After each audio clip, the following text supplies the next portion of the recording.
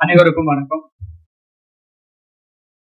இந்த விழாவிற்கு சிறப்பு விருந்தினராக வருகை தந்து அமர்ந்திருக்கிற மத்திய அமைச்சர் அண்ணன் எல் முருகன்ஜி அவர்களே மற்றும் இங்கே வருகை தந்திருக்கிற அனைத்து பெருமக்களே, உங்கள் அனைவருக்கும் என்னுடைய முதற்கண் வணக்கத்தை தெரிவித்துக் கொள்கிறேன். 5 வருடங்களுக்கு முன்பு மூக்குத்தி அம்மன் அப்படின்னு ஒரு படம் எடுக்கணும்னு அருமை நண்பர் ஆர்ஜே பாலாஜி வந்து என்னை அப்ரோச் பண்ணி அந்த படத்தினுடைய கதையை சொன்னாரு. எங்களுடைய குடும்பத்தினுடைய குல தெய்வம் வந்து முக்குத்தி அம்மன். அதை அவரு பேர் சொன்ன உடனே எனக்கு அது ரொம்ப பிடிச்சி போய் உடனே ஆரம்பிக்கலாம் அப்படின்னு சொன்னேன். அப்ப அம்மனா நடிக்கிறதுக்கு யார கூப்பிடலாம் அப்படின்னு முடிவு பண்ணும்போது த ஒன் அண்ட் ஒன்லி ஒரே சாய்ஸ் சொன்னது நயன்தாரா அவர்கள். உடனே அவர் அப்ரோச் பண்ணோம். அவங்களும் உடனே அதுக்கு ஒத்துக்கிட்டு வந்து மூக்குத்தி அம்மனாவே அந்த படத்துல வாழ்ந்தாங்க. அந்த படம் மக்களுடைய பெரிய எதிர்பார்ப்பு கொடுத்துச்சு. அந்த படம் அடுத்து ஒரு 5 வருடங்கள் ஆயிடுச்சு. அதுக்கப்புறம் நானும் அம்மன் படம் ஏதாவது வரும் அப்படின்னு பார்த்துட்டு இருந்தேன். வர மாதிரி இல்லை. பேன் இந்தியாவா ஒரு படம் பண்ணணும், அம்மன் படம் எதுவுமே வரல, இங்க இந்தியாலயும் வரல, எதுலையுமே வரல. அதனால ஏன் நம்ம வந்து மூக்குத்தி அம்மன் 2 பண்ணக்கூடாது அப்படின்னு எங்க டீம் வேல்ஸ் டீமோட ஒரு டிஸ்கஷன் நடந்தப்போ இந்த பிரான்சைசி அப்படின்னு அம்மனுடைய பிரான்சைசி யாரை வச்சு இதை டைரக்ட் பண்ணலாம் அப்படின்னு நினைக்கும் போது the one and only Sundar C sir தான் இந்த படத்துக்கு, அதாவது அவர் இப்ப வந்து அவரை வந்து பிரான்சைசி கிங்குன்னே சொல்லலாம். ஏன்னா அரண்மனை அண்ட் கலகலப்பு இதெல்லாம் 5, 6 அப்படின்னு எடுத்துட்டு போயிட்டே இருக்காரு. அதுவும் எல்லாமே வெற்றி படமா எடுத்துட்டு போயிருக்காரு. ஸோ உடனே அவரை போய் அப்ரோச் பண்ணி இந்த மாதிரி சார் மூக்குத்தி அம்மன் 2 பண்ணணும் அப்படின்னு கேட்டேன். உடனே எனக்கு ஒரு 1 month டைம் கொடுங்க அப்படின்னு சொன்னாரு. 1 month முடிஞ்சு ஒரு ஸ்கிரிப்டோட வந்து ஒரு 3 மணி நேரம் நரேட் பண்ணாரு. நான் இது வரைக்கும் அந்த மாதிரி ஒரு கதை கேட்கல. ரொம்ப பிரமாதமா இருந்துச்சு. உடனே சார் நான் 9 மேடம் கிட்ட பேசிடுறேன், அவங்க டேட் எப்போ கொடுக்குறாங்களோ அப்போ போயிடலாம் அப்படின்னு சொல்லி அது ஒரு சார் சொல்லும் போதே வந்து சார் இதை ஒரு சின்ன படமா பண்ணா சரியா வராது சார், இது ஒரு மிகப்பெரிய படம், பேன் இந்தியாவா ஹிந்தி தெலுங்கு கன்னடம் எல்லாத்துலயும் சேர்த்து பெருசா பண்ணணும் அப்படின்னு சொன்னாரு. நானும் ஓகே சார் அப்படின்னு சொல்லி பட்ஜெட் என்னன்னு கேட்டேன். 3 விரல காமிச்சாரு. 3 டிஜிட்ல தான் சார் இதை பண்ணணும், இல்லைன்னா பண்ண முடியாது சார், அப்பதான் இது நல்லா இருக்கும் அப்படின்னு. அவர் மேல எனக்கு ரொம்ப நம்பிக்கை இருக்கு.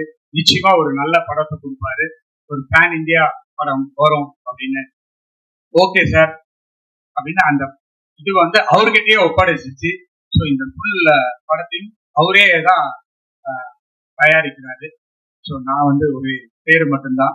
ஸோ இந்த படத்துல டெக்னிக்கல் ஆகட்டும், பட்ஜெட் ஆகட்டும், விஷுவல் ஆகட்டும் எல்லாமே வந்து எக்ஸ்ட்ராடினரி தியேட்ரிக்கல் எக்ஸ்பீரியன்ஸா நிச்சயமா இருக்கும். அதுல எனக்கு ஒரு பெரிய நம்பிக்கை இருக்கு. இந்த படம் வந்து பூஜை இந்த அளவு பண்ணியிருக்கோம். நிச்சயமா படத்தை இதோட பெருசா பண்ணுவோம்.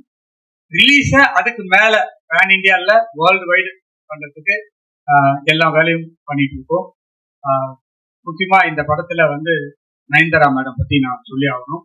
அவங்க கிட்டத்தட்ட 1 மாசமாவே விரதத்துல இருக்காங்க. அம்மன் நான் நடிக்கணும் அப்படின்னு. அதே மாதிரிதான் அவங்க வந்து மூக்குத்தி அம்மன் 1க்கும் அந்த மாதிரிதான் விரதம் இருந்து நடிச்சாங்க. இப்போ 1 வாரமா அவங்க மட்டும் இல்ல, அவங்க வீட்டுல அவங்க குழந்தைங்க எல்லாமே விரதத்துல இருக்காங்க, வந்துட்டே இருக்காங்க. ஸோ உண்மையாவே இந்த படத்துல அவங்க ஒரு அம்மனாவே வாழ போறாங்க அப்படின்ட்டுதான் நான் சொல்லுவேன். அவங்களுக்கு இந்த கதை ரொம்ப பிடிச்ச கதை, ரொம்ப இன்ட்ரெஸ்டிங்கா இருக்காங்க இந்த படத்தை பண்றத. பழைய 1 படத்துல ஊர்வசி மேடம் நடிச்சாங்க. இந்த படத்துலயும் அவங்க அம்மாவா நடிக்கிறாங்க. அந்த படத்துல ஹிப்ஹாப் ஆதி அருமை தம்பி எனக்கு ரொம்ப என்னுடைய அன்பு சகோதரன் சொல்லலாம். அவரு தான் அந்த ஃபர்ஸ்ட் படத்தை மியூசிக் போட்டாரு. சாரி, போடல, அரண்மனை போட்டாரு. அரண்மனை 4 போட்டாரு. அந்த படம் மிகப்பெரிய வெற்றி. உடனே சுந்தர் சார் சொன்னாரு, இதுக்கு ஹிப்ஹாப்பை போட்டுடலாம்னு. சார் எனக்கு ரொம்ப சந்தோஷம் அப்படின்னு சொல்லி உடனே ஹிப்ஹாப்பும் உள்ள வந்துட்டாரு. அருமை சகோதரர் துனியா விஜய், கர்நாடகால பெரிய ஹீரோ. அவர் நடிப்பாரா சார்ன்னு சுந்தர் சி சாரை கேட்டேன். இல்ல நான் அவர் பேசி கன்வின்ஸ் பண்ணிடுறாரு. அவரும் பேசி கன்வின்ஸ் பண்ணி வந்துட்டாங்க. இப்போ ரீசெண்டா விடாமுயற்சியில கலக்குன்னு கலக்குனாங்க மேடம். இந்த படத்துலயும் அதை விட ஒரு பயங்கரமான, அதுல போட்டு அஜித் சார் எல்லாம் பின்னி எடுத்திருப்பாங்க. பட் இந்த படத்துலயும் இவங்க வேற ஒரு லெவல்ல கேரக்டர். அப்புறமா எல்லாருக்கும் தெரியும், நம்ம இவரு இல்லாத படமே இல்லை. வேல்ஸ் பிலிம்லயும் அவர் ஒரு கம்பெனி ஆர்டிஸ்ட் மாதிரி. வேல்ஸ் பிலிம்னாலே அவர் இருப்பாரு. அவர் இல்லைன்னா வேல்ஸ் பிலிம் இல்லை, வேல்ஸ் பிலிம் இல்லைன்னா யோகி பாபு இல்லை. ஸோ அவரு அதே போலதான் சுந்தர் சி சார் படத்துலயும். ஸோ அஜய் கோஷ் சார் இருக்காரு, கர்காராம், இவங்க எல்லாம் இந்த படத்துக்கு பெருமை சேர்க்கறதுக்காக இருக்காங்க. வேல்ஸ் பிலிம் இன்டர்நேஷனல் வந்து 23-24 பப்ளிக் லிஸ்டிங் போயிருக்குது. அதாவது ரீசெண்டா தமிழ் சினிமால லிஸ்டிங் போன ஒரே கம்பெனி வேல்ஸ் தான். ஸோ இப்போ நாங்க ஒரு ரீஸ்ட்ரக்சர் பண்ணி ஒரு நிறைய படங்களை லைன் அப் பண்ணியிருக்கோம். அதுக்காக ஒரு தனி ஃபங்க்ஷனே இருக்கு. கூடிய விரைவில் அந்த ஃபங்க்ஷன்ல நம்ம எல்லாரும் மீட் பண்ணுவோம். அப்போ வேல்ஸ் பிலிமுடைய லைன் அப்ஸ்லாம் சொல்லுவோம். வேல்ஸ் பிலிம்ல வந்து பெங்களூர்ல வேல்ஸ் ஜாலிவுட் அப்படின்னு ஒரு என்டர்டைன்மெண்ட் பார்க் அண்ட் ஸ்டுடியோ இருக்கு. அதுவும் வேல்ஸ் பிலிமோட சேர்ந்தது தான். அது மட்டும் இல்லாம தியேட்டர்ஸ், டிஸ்ட்ரிபியூஷன்ஸ், இதெல்லாம் வேல்ஸ் பிலிம்ஸ்ல ஒர்க் நடந்துட்டு இருக்கு. ஸோ சினிமாவில் ஒரு பெரிய, என்னுடைய ஃபாதர் மறைந்த ஐசிறி வேலன் வந்து காமெடி நடிகர், மறைந்த எம்ஜிஆரோட நிறைய படங்கள் நடிச்சவர். அந்த ஒரு பேஷன்ல நான் ஒரு மூவிஸ் பண்ணணும் அப்படின்னு ஒரு ஆசையில பண்ணிட்டு இருக்கேன். அதுக்கு எல்லாரும் நல்ல ஹெல்ப் பண்ணிட்டு இருக்காங்க. ஆக்சுவலா ரீஸ்ட்ரக்சர் பண்ணி வேல்ஸ் பிலிம்ல பெரிய பட்ஜெட்ல எடுக்கிற முதல் படம் மூக்குத்தி அம்மன் 2 அப்படின்றத இங்க நான் சொல்லிக் கொள்வதில் ரொம்ப சந்தோஷப்படுறேன். வேல்ஸ் பிலிம் இன்டர்நேஷனலோடு சேர்ந்து ஐவிவி, ஆவணி, ரவுடி பிக்சர்ஸ் எல்லாரும் சேர்ந்து இந்த படத்தை தயாரிக்கிறதுல எனக்கு மிக்க மகிழ்ச்சி.